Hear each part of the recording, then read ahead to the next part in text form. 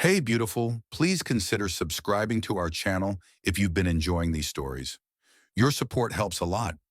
Aid us in reaching our goal of 1,000 subscribers.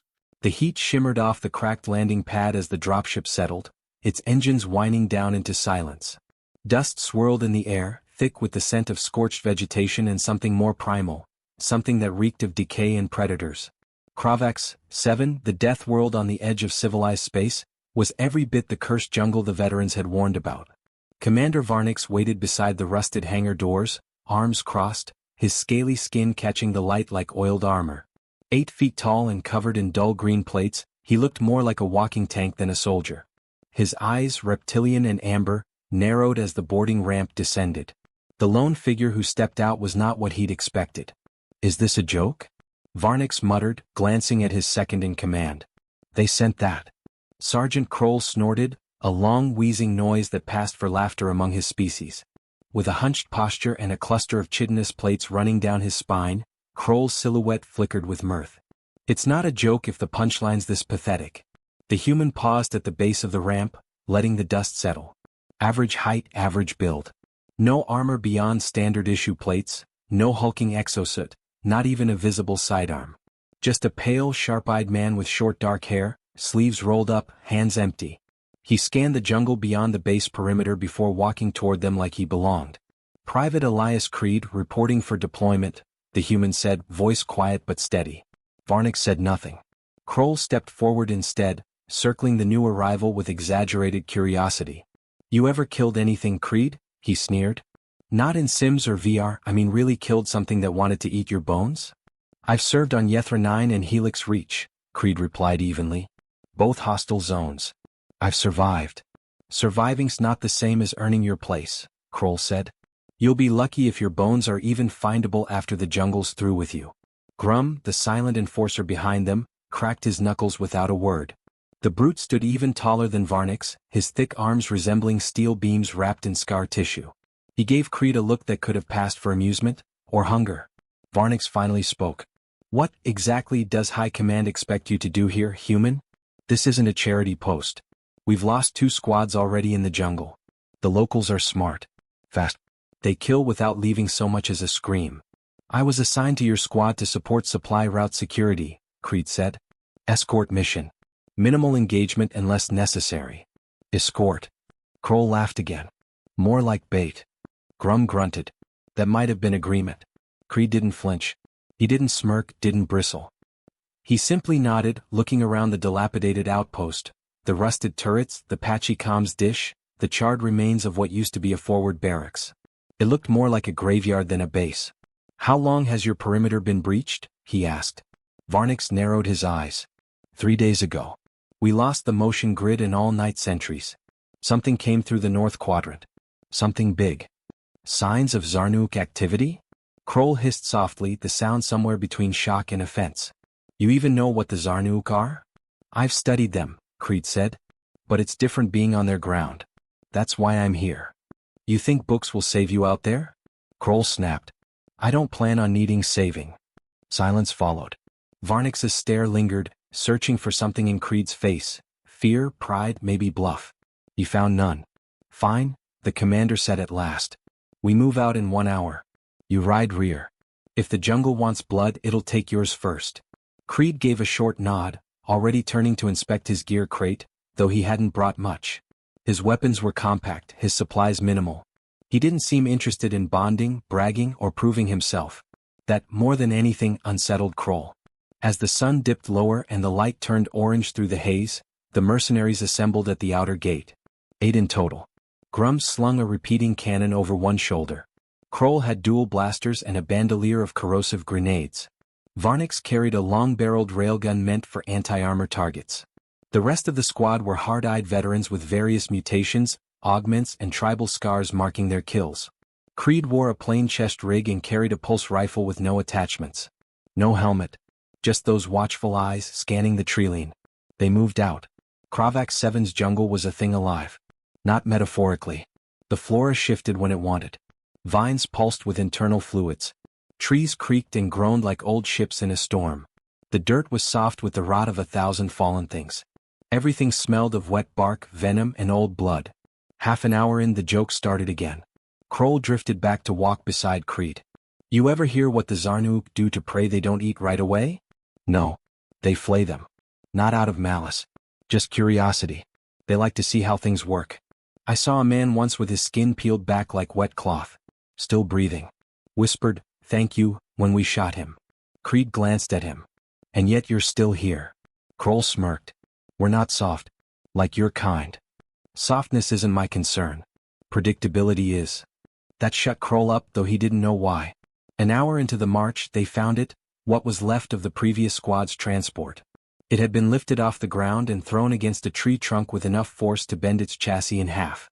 The pilot's torso was still strapped in, but the head was gone. Creed crouched, examining the impact marks in the dirt. Claw spacing matches Zarnuk, he said. But this wasn't a hunting kill. It was a message. Kroll scoffed. You think monsters leave messages?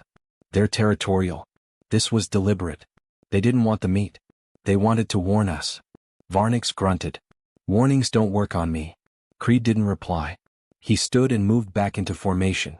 The squad pushed deeper, unaware that even now half-glimpsed shadows danced just beyond the mist line. The deeper they went, the quieter the jungle grew. No birds.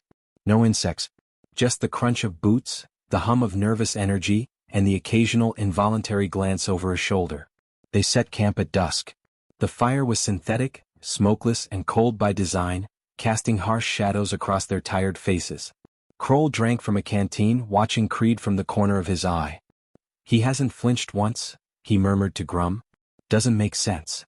Grum only shrugged, chewing some dried protein as if nothing could surprise him anymore. Creed sat at the edge of camp, watching the tree line. The firelight didn't touch him.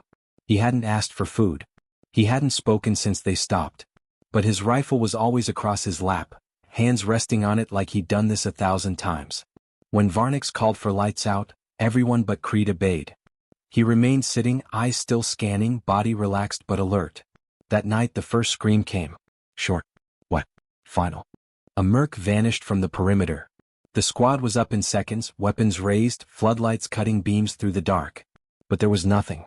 Just blood on leaves, claw marks in the dirt, and silence where there should have been chaos. Varnix growled. We hold formation. No one breaks off alone. They're probing us, Creed said, finally standing. You say that like you're not part of us, Kroll snapped. Creed looked at him, calm as ever. If they wanted me first, I'd already be gone. Grum scanned the trees. I don't like this. No one does, Varnix muttered. We keep moving at first light. As they huddled into tighter circles and tried to rest, most found sleep impossible. Kroll tossed and turned. Grum stared into the dark. Varnix cleaned his railgun in silence. And Creed? Creed didn't sleep at all. He just watched the fog. Waiting. Listening. His face unreadable. When dawn broke, it wasn't the sunlight that woke them. It was the sound of something massive moving just beyond the trees. Something that didn't fear them. Something that had let them come this far. And somewhere not far off, the jungle exhaled. Creed stood slowly and whispered, Now it begins. And for the first time, even Varnix didn't have a reply. The morning fog clung to the jungle floor like a second skin, thick enough to blur shapes, dull sounds and erase depth. The trees loomed like silent towers, their broad trunks covered in fungus and moss that pulsed faintly in the dim light. Everything was wet, boots, hands, rifle grips, coated in a sticky sheen of moisture that seeped into every seam. They moved in single file. Varnix led the way, his massive frame pushing foliage aside without care for noise. Behind him, Grum lumbered like a beast on patrol, weapon braced across his shoulder. Kroll flanked them, eyes flicking to every shadow. Creed took the rear again, a position he hadn't questioned. If anything, he seemed to prefer it. The silence was oppressive. Even the birds, if there were any left, had given up calling. You smell that? Kroll asked under his breath. Rot? Grum grunted. No, Kroll said. Something else. Metallic. Like old blood. Creed spoke quietly from behind. It's not blood. It's a territorial marker. A scent trail left by predators to warn others off. They're claiming this path. Kroll glanced over his shoulder. And you know that how? I've seen it before. On Helix Reach. Different world. Same instinct. Varnix didn't comment. He simply adjusted his grip on the railgun and pressed forward. The trail they followed narrowed until the trees formed a tunnel, the upper branches woven so thick that sunlight barely penetrated. The air cooled but not pleasantly, it was the chill of enclosed spaces, of places that weren't meant for fragile things. Creed knelt suddenly. The line halted behind him. Kroll turned, annoyed. What now? He didn't answer immediately. His eyes tracked something in the soil. Then he rose, wiping his hands. Tracks deep. 2 toes forward, 1 angled back. Spacing suggests it was running. Varnick stepped back to look. Running from what? Creed shook his head. Nothing leaves prints this clear unless it's panicked. Kroll laughed without humor. Great. Even the wildlife's running. The squad moved on, but the atmosphere had shifted. Jokes came fewer and farther between. Grum stopped humming, Kroll's fingers danced closer to his triggers, and Varnick's eyes never stopped scanning the canopy. Then came the scream. Not human. Short. Show. What? They spun as one, weapons raised, but saw nothing through the mist. Didn't sound far, Kroll muttered. Sound plays tricks in fog, Creed replied. A second scream followed. Closer this time. Then silence. The squad turned into a circle, rifles outward. Creed's voice was low but firm. Don't run. If you break formation you die.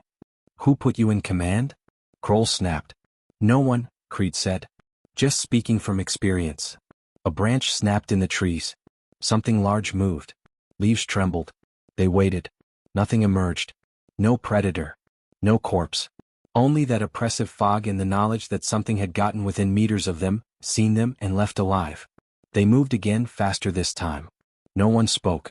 Every mercenary knew the rule. Predators only show themselves when they're sure they can win. If it was stalking them, it meant they were prey. If it wasn't attacking, it meant it was curious. Curiosity was worse. Hours passed. The jungle didn't change. Every path looked like the one before. Every tree was covered in scratches, some old, some disturbingly fresh. The only way they knew they were progressing was the steady ping of the route beacon they were supposed to reach. Every pulse dragged them deeper into the enemy's home. They reached a stream murky and still. Varnick held up a fist and the squad paused. Filter break, he announced. 2 minutes. Grum dropped his pack, crouching by the water. Kroll sat on a mossy stone, wiping condensation off his visor. Creed remained standing. He didn't drink. Just stared into the jungle beyond the stream. Kroll followed his gaze. What are you seeing? Creed's voice was calm. The trees ahead have no birds. No insects. Everything else has sound. That patch doesn't. Kroll squinted. I hate how you say that like it means something. It does, Creed said. It means we're not alone. No one argued. They just kept quiet and moved again when Varnick barked the order. An hour later they found the remains. What was left of a mercenary, face down, armor shredded, spine bent backward like snapped twine. His weapon lay beside him, untouched. No signs of struggle, no burn marks, no plasma residue. Just brute force and surgical precision. Kroll knelt beside the corpse. This was Nero. He went missing 4 days ago. Recon unit. Creed studied the scene. He didn't fight. There are no defensive wounds. He died before he could scream. Merciful, Grum grunted. No, Creed said.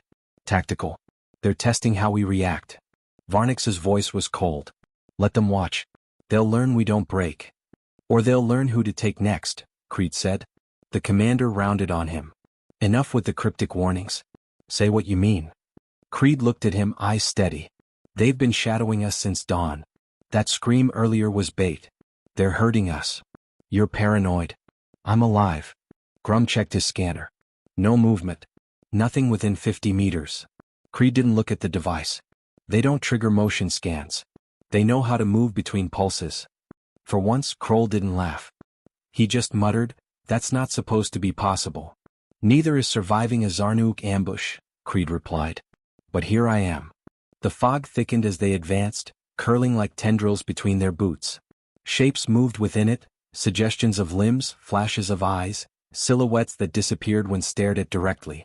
The squad grew tighter, weapons closer to shoulders, steps more deliberate.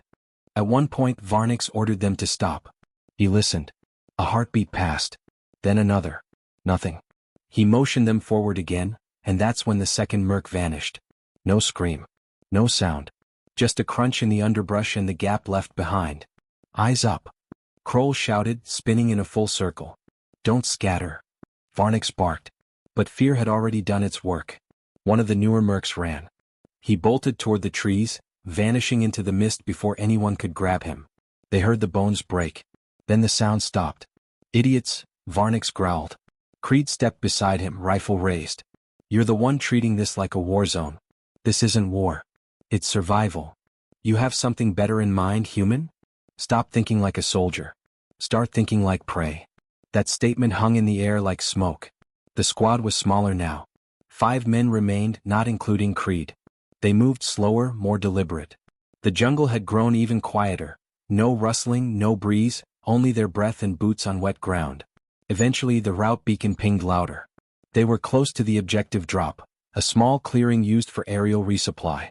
If they made it there, they could set up the temporary base, establish comms, and call for evac if needed. But Creed slowed. Kroll noticed. "Why are you hesitating?" Creed stared ahead. "Something's wrong." "More than usual?" "No birds. No movement. The jungle's pretending to be still." Varnix scoffed and pushed forward into the clearing. "Pretending? It's a damn grove, not a mind." He stepped into the open. So did Grum. The rest followed. Creed hesitated last, and that was why he was the first to notice the smell. Pheromones. Thick. Recent. He turned to shout a warning, when the fog behind them shifted and something massive moved between the trees just out of view. A deep vibration ran through the earth beneath their feet. They weren't alone. Creed raised his rifle. "Eyes back. We're surrounded." Kroll took a step toward the fog. "You saw it?" "No," Creed said. "But it saw us." The shapes grew clearer. Not from visibility but from choice. They wanted to be seen now. Slender figures with long limbs and spined backs. Eyes that reflected no light. Bodies built for silence and speed. Creed didn't aim. He crouched instead. Then softly he whistled. A single note, low and brief. The shape stopped. Varnix's voice was steel. "What are you doing?" Creed didn't answer. Because something had stepped into the clearing behind him. Tall. White-furred. Eyes yellow like lanterns in the dark. Bigger than the rest but not charging. It walked on 4 limbs but raised its head like it understood. The others froze. Creed didn't move. The creature padded beside him, massive head brushing his arm. "Don't fire," Creed said without turning. "No sudden moves," Kroll breathed. "What is that?" Grum whispered. Creed stood slowly. "That is Nero." Varnix's voice was thunder. "You named it?" "No. I raised him." The silence that followed was complete. And in that moment the jungle itself seemed to hold its breath. Nero stood taller than any of them, his white fur glistening with dew and streaks of something darker.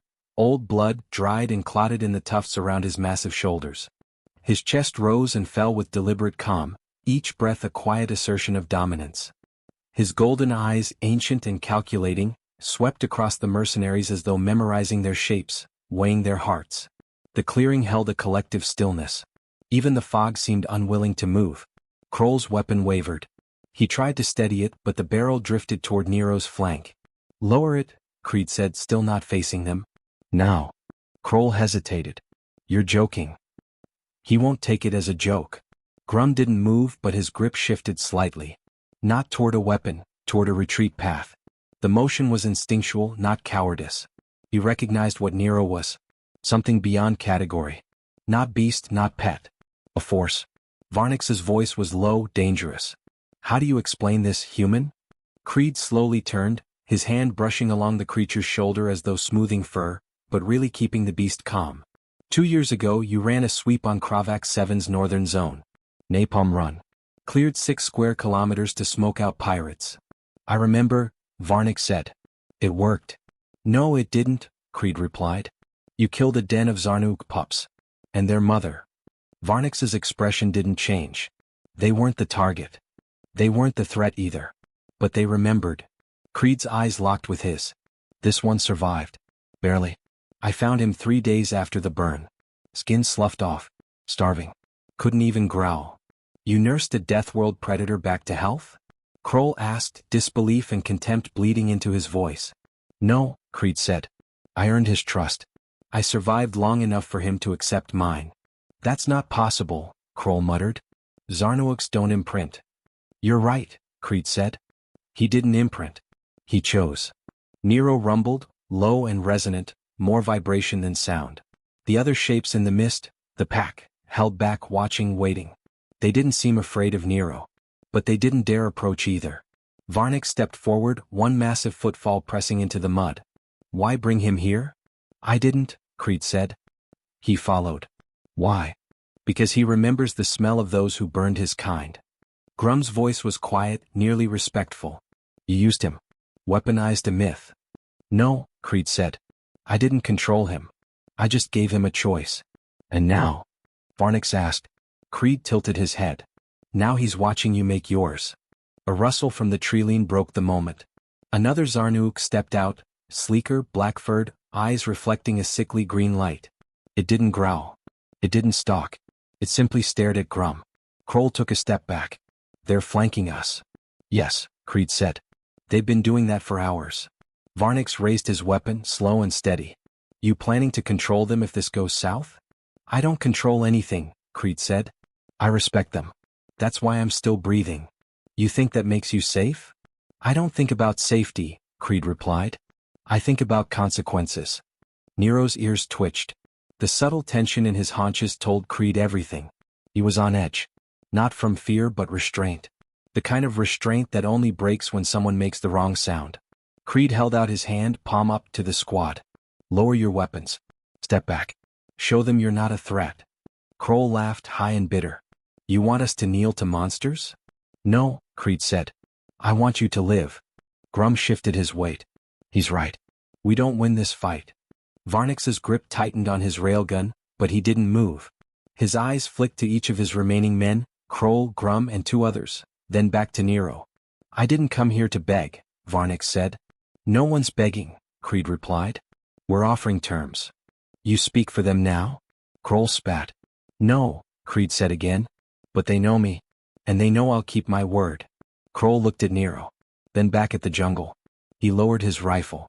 One by one the others followed. Grum first, then the last two. Varnick didn't move. Drop it, Creed said. Or he won't. Varnick stared him down. If I die with a weapon in my hands. Creed met his gaze. So did the last 6 who crossed him. A long pause. Then the railgun hissed as Varnick let it drop into the mud. Nero blinked once, then stepped forward. Every muscle in the clearing tensed, but he didn't attack. Instead, he walked to Varnick, massive paws silent, breath steaming in the cold mist. He stopped inches away and sniffed, then turned away. It was judgment. Not mercy. But it was over. For now. Creed turned back toward the trees. We move northeast. There's a plateau. High ground. They'll escort us through their hunting zone. You're using them, Kroll said again, voice hollow. I'm respecting their territory, Creed said. They lost kin. They don't forget. But they'll tolerate us if we don't make the same mistake. The squad followed. Not because of Creed's rank, he had none here, but because the alternative was death, swift and quiet.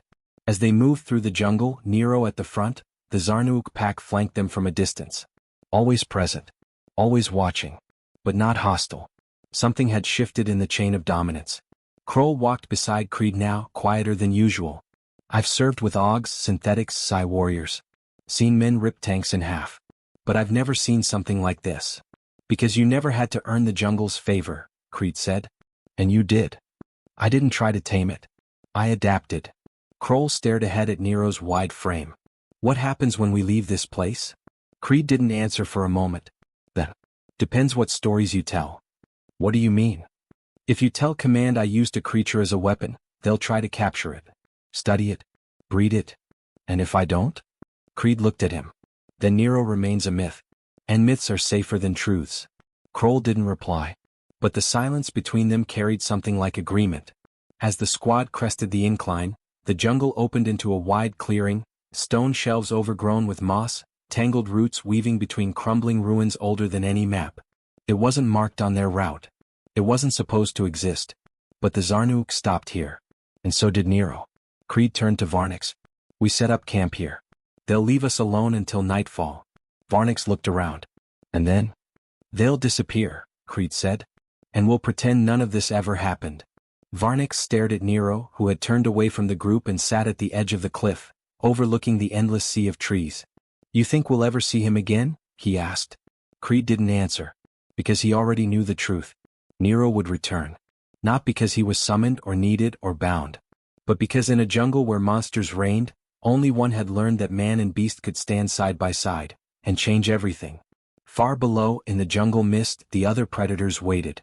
And above them, in the silence of fading sunlight, the human who walked with death kept his eyes open. Always watching. Always ready. Because the jungle had accepted him. But it had not forgiven the rest. The plateau was eerily calm. Moss blanketed the stone beneath their boots, and thin vines curled along the edges of ancient pillars long swallowed by the jungle. The Zarnuuk pack had vanished sometime after sundown, silent as ever.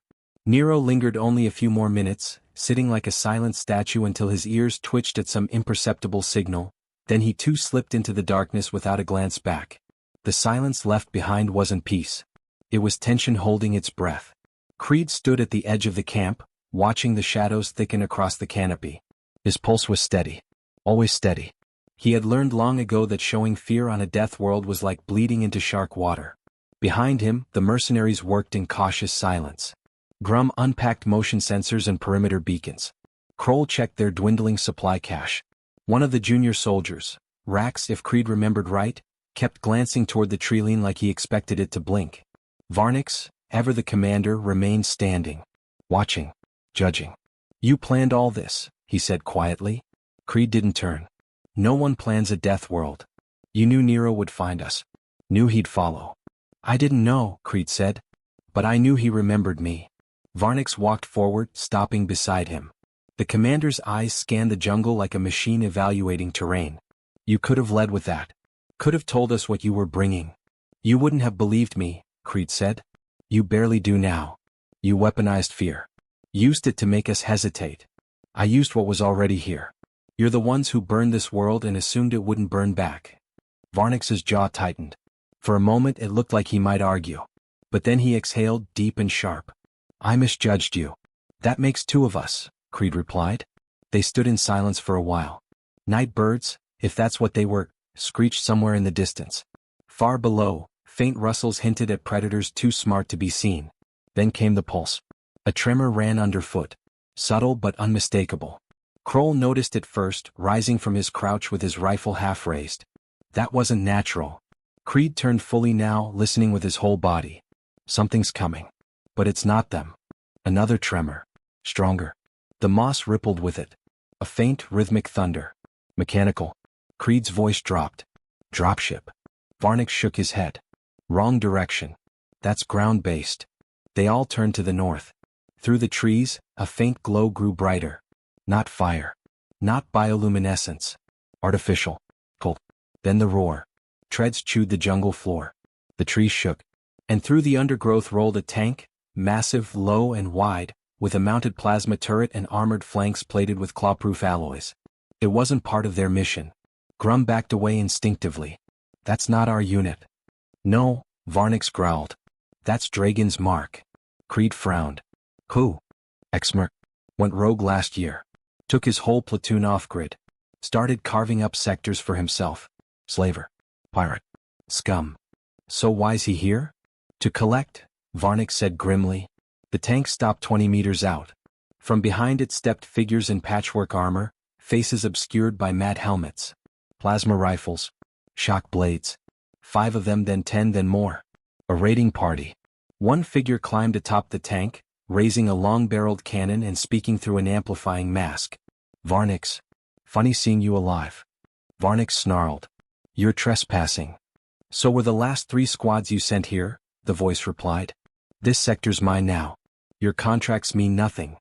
Kroll stepped beside Creed. "They're going to try and take us all. Clean the site, leave no survivors." "We can't hold this position," Grum muttered. "Not with that cannon in play." Creed's mind turned fast and clean. "They don't know about the Zarnuuk." Varnix's eyes narrowed. "And you think they'll care?" "I think we can give them a reason to." The voice from the tank laughed. "We'll be taking your cargo. And your heads." A high-pitched whistle cut the air. Rax fired. Too soon. The plasma bolt struck the lead raider, dropping him, but the silence shattered. The others opened fire instantly.